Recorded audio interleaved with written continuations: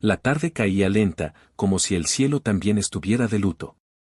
El aire fresco arrastraba el olor a tierra húmeda y a cera derretida, mientras algunas familias comenzaban a adornar las tumbas con flores de cempasúchil, papel picado y veladoras que chisporroteaban contra el viento. El cementerio estaba en silencio, roto solo por murmullos de rezos y el crujir de las hojas secas. Carmen llegó envuelta en un rebozo negro. Caminaba despacio, con una cubeta en una mano y un ramo de flores en la otra. Como cada año, había decidido arreglar la tumba de su madre. Sus hermanos ya no iban, decían que era perder el tiempo, que los muertos no regresaban. Pero ella se aferraba a la tradición.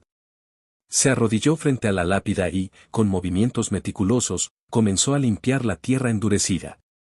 El agua formaba pequeños charcos donde se reflejaba la última luz del atardecer. Mientras trabajaba, notó que el panteón estaba casi vacío, apenas un par de ancianos rezando en la entrada y un niño que corría entre las tumbas hasta que su madre lo regañó. De pronto, Carmen sintió la mirada de alguien sobre ella. Alzó los ojos y lo vio. Un hombre de traje oscuro, alto, delgado, con un sombrero de ala ancha que le cubría el rostro. Estaba a unos metros, inmóvil, observando en silencio.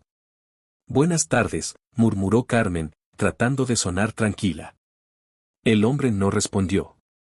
Solo inclinó un poco la cabeza, como si reconociera su saludo, y luego comenzó a caminar lentamente por el pasillo de tumbas. Sus pasos eran tan silenciosos que parecía flotar. Carmen lo siguió con la mirada hasta que desapareció detrás de un muro. Sacudió la cabeza, intentando convencerse de que solo era un visitante más. Pero cuando volvió la vista hacia la tumba de su madre, se le heló la sangre. Junto a la lápida, alguien había dejado un plato con pan de muerto y una veladora encendida. Carmen se quedó paralizada, ella no había puesto nada allí. Apenas traía las flores y el agua. El viento sopló fuerte, apagando algunas veladoras alrededor, y el murmullo del panteón cambió. Era como si un coro lejano, invisible, rezara entre las tumbas. Recordó entonces lo que su madre le contaba de niña. En vísperas de Día de Muertos, hija, los difuntos buscan el camino de regreso.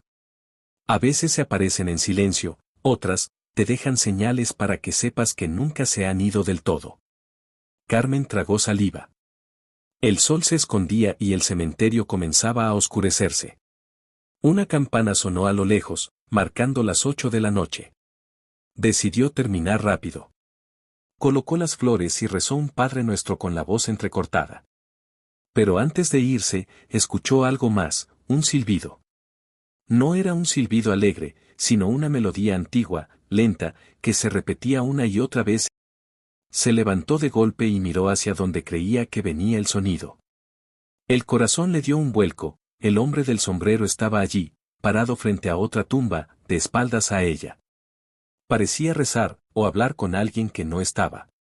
Carmen retrocedió, sin apartar la vista de aquella figura. Y fue entonces cuando lo notó, no tenía sombra. Apresuró el paso hacia la salida, sin mirar atrás, hasta llegar a su casa. Trató de convencerse de que había sido su imaginación, un juego de luces, un visitante extraño. Pero al abrir la puerta, el aire se le escapó del pecho. En la mesa del comedor había un plato con pan de muerto, envuelto en un pañuelo bordado. Un bordado idéntico a los que hacía su madre en vida. Nadie más tenía llave de su casa.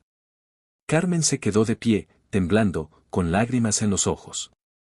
No supo si debía tener miedo o sentir consuelo. Desde aquella noche, cada víspera de Día de Muertos vuelve al panteón. Ya no lo hace solo por tradición, sino porque sabe que alguien la acompaña. Alguien que no pertenece a este mundo, pero que en silencio, aún la cuida.